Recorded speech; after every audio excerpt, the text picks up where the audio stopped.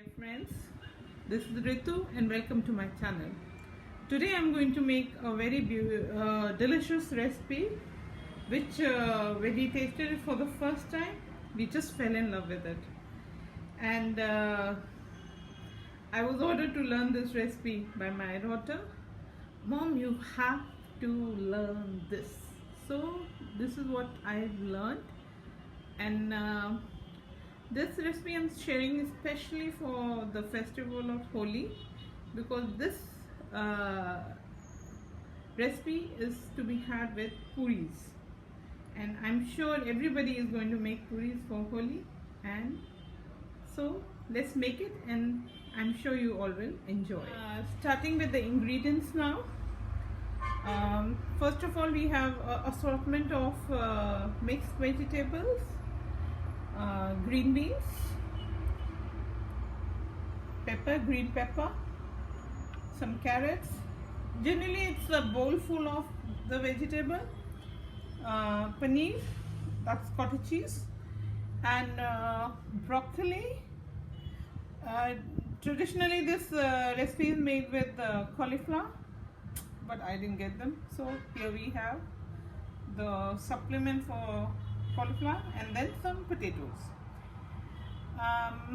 These are the vegetables I have, and we need green peas also. I'll be getting them. Okay, now this is going to be grounded into a paste. This is fresh coconut which I have roasted, and I keep it in the freezer. So I've already used half of it. Now I'm going to use the half of it.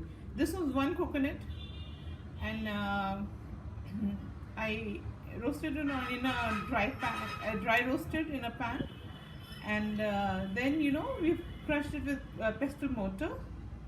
So it is coarsely grounded, not like finely grounded. So this is like half of coconut, and then we have some coriander stems, 2 chopped onions, and 2 green chilies.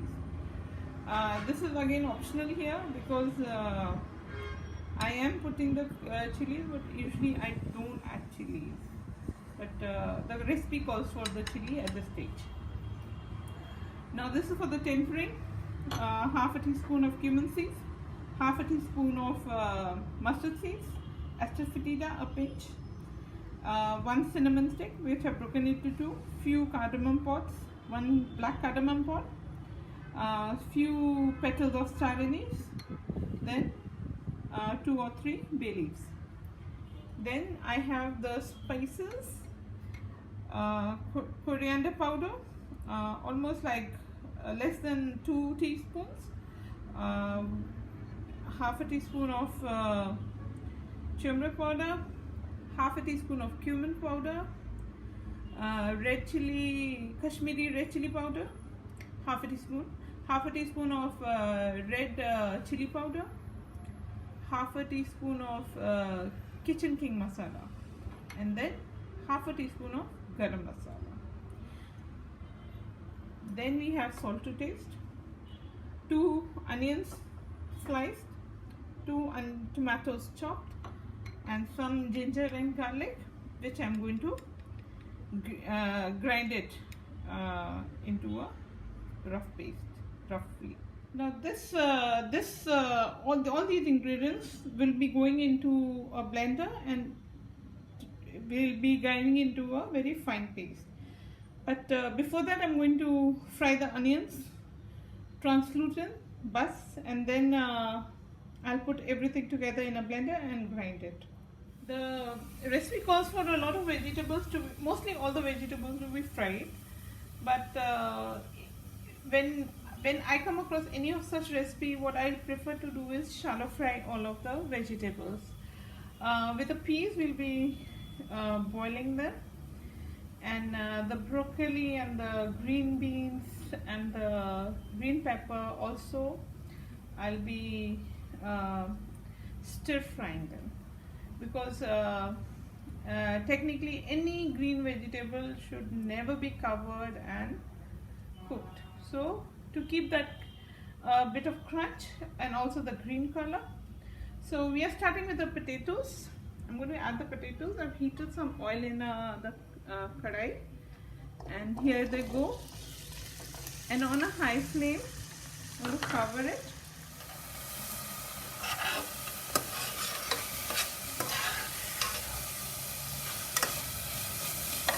And starting the process of tempering, I've added some oil to the pan I had roasted the onions in, and I've just added mustard seed, and I'm waiting for them to crackle.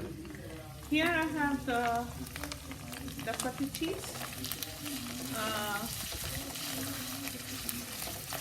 in the frying pan for the frying, and the potatoes are ready.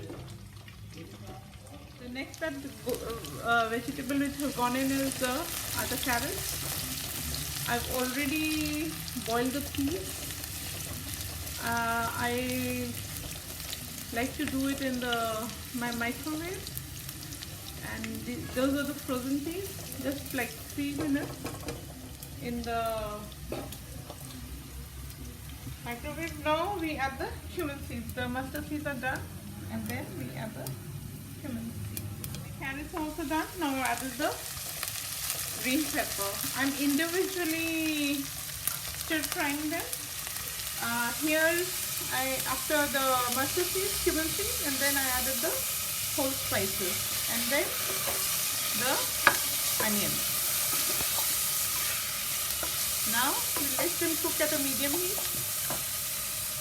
Now I'm doing the beans and the broccoli together. I added the beans first, and then I added the broccoli, and by the time at the moment it's on a very high flame, but I'll bring it to a very light simmer eventually, and let it cook till I am doing the masala. At this stage the onions are done and not very brown but translucent, and then I add the tomatoes. At this stage I'm adding all the dry spices. They can go together, and a dash of water. That's it.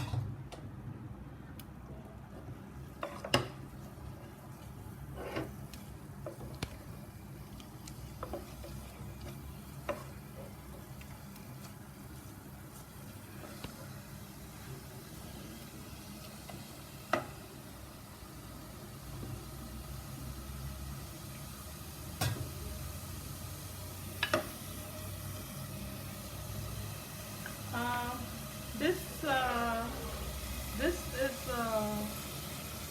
the mixed vegetable Maharashtrian korma, and it also calls for korma masala, mutton korma masala. I'm a vegetarian and I don't have these spices, and so I'm cooking it with the spices I'm comfortable, and I have it all. So if you have korma masala, you can add korma masala also at this stage. I am not adding because I'm cooking it with my regular home spices. If you don't have korma masala, then you can add the garam masala, and also like I added some kitchen king masala. Those have cooked and blended nicely, and again if you see the oil, it's a sign that the spices are cooking nicely. Okay. The next step is to add the ground coconut, coriander, and chili paste.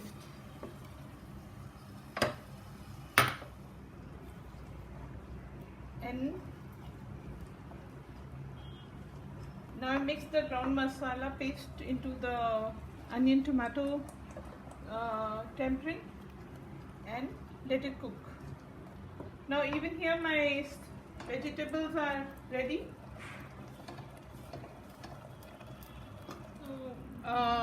Because even the my coconut was cooked, and the onions also. Now everything has come together and it's a good masala. Now I'm going to add the vegetables. So this is the first lot.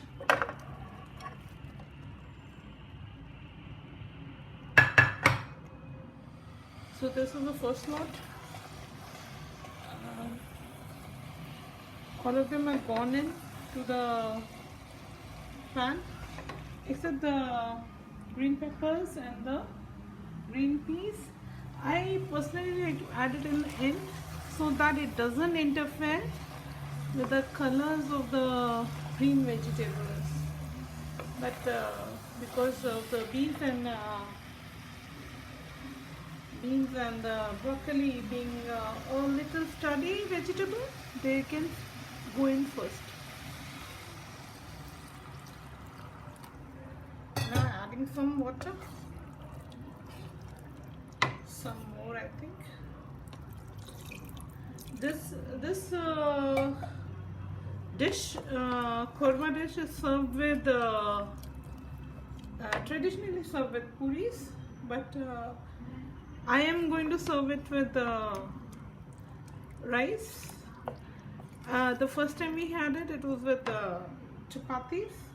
So this dish I think goes with everything. It's what you prefer, and you can add some dry fruits also. I'm not adding as such. It's a very rich dish, and I'm going to cover it and let it cook for another 5 minutes.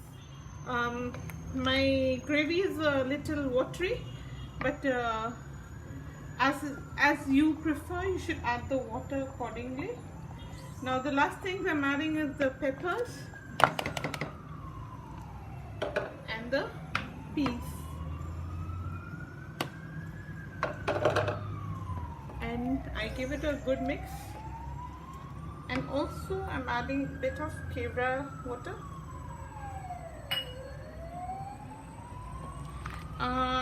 What I hear about this recipe is that it's very much popular in Maharashtra, and especially for the wedding ceremony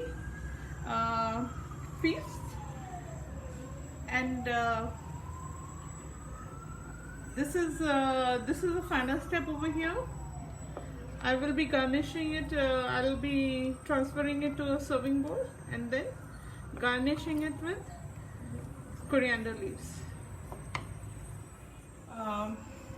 So this is ready to be had with either puris, that is, and then or chapatis or rice also. It's your preference. Though traditionally I did say that it's served with puris. So I hope you have a great festival, and I hope you enjoy this recipe too. Until we meet again, bye for now.